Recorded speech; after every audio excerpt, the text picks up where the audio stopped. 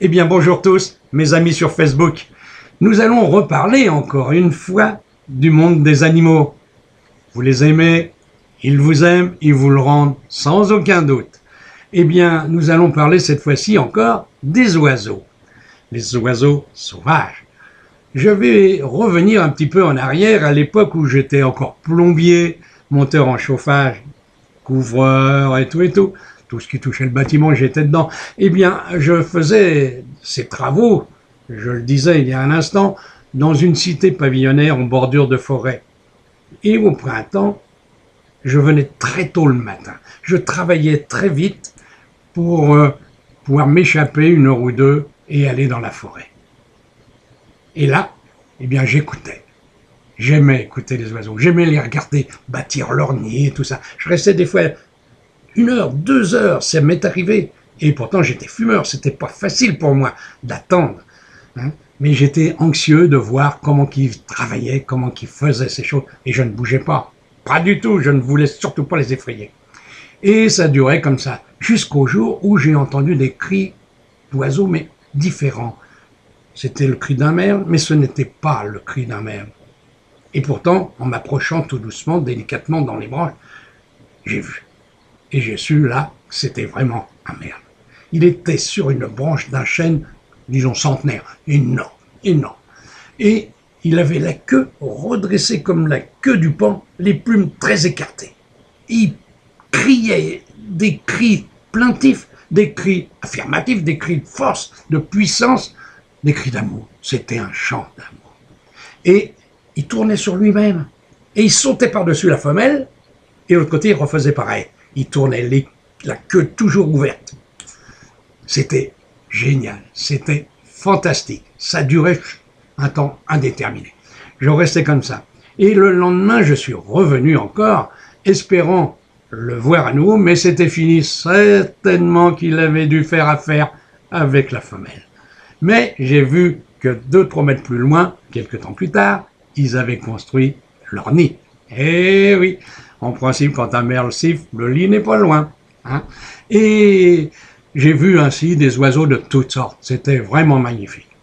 Et j'ai eu une autre histoire aussi qui était assez, celle-ci aussi exceptionnelle. Différente, bien sûr.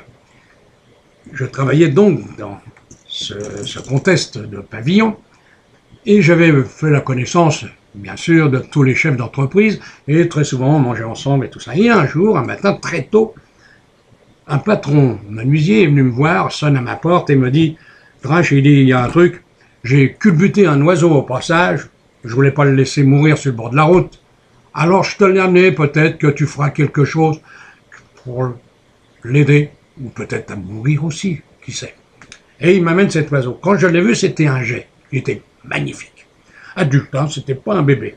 Il était magnifique, très beau, avec des couleurs comme celles des geais et tout, hein, un gros bec et tout, bon. Et je l'ai pris, je l'ai mis dans une volière, et puis je l'ai aidé comme j'ai pu pour le soigner. Je lui donnais bien à manger et tout ça. Mais il avait une épaule cassée, hein, l'aile, mais vraiment dans la jointure. Et il récupérera sans aucun doute.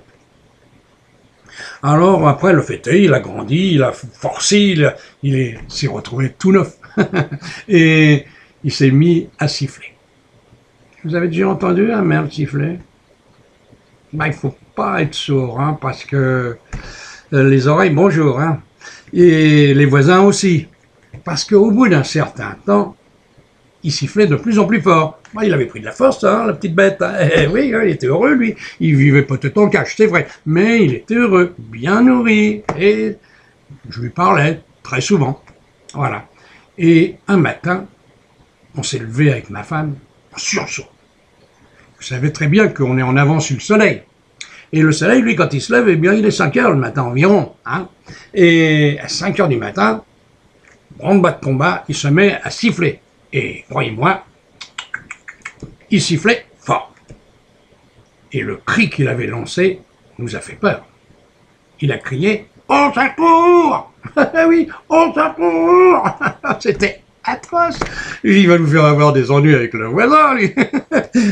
Et tous les matins, 5 heures, on avait droit une dizaine de fois à ces appels au secours. Ah ouais. c'est les animaux. Il criait au secours, pourquoi en fait? Bah peut-être qu'il était en cage. Alors, quand j'ai vu ça, j'étais voir mon ami à Paris le dimanche midi, au quai aux Fleurs, là où se vendent les animaux sauvages. Ah oui, en douce.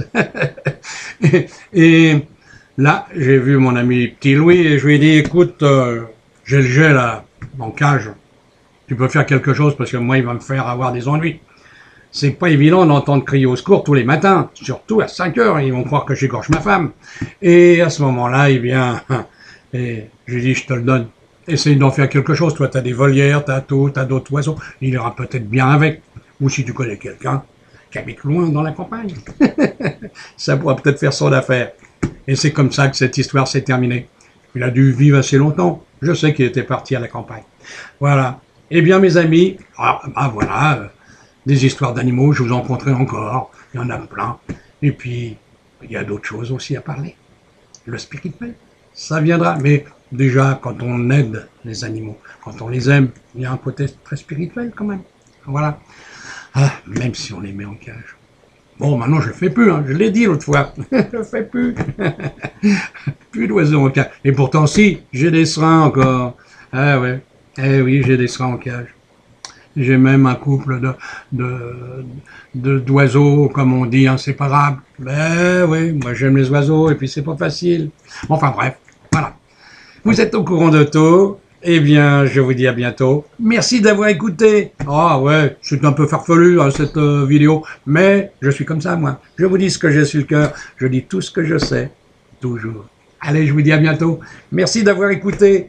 Si ça vous plaît encore, vous la remettez. Si ça vous plaît pas, vous cliquez. Au revoir. Au revoir, à bientôt. Au revoir.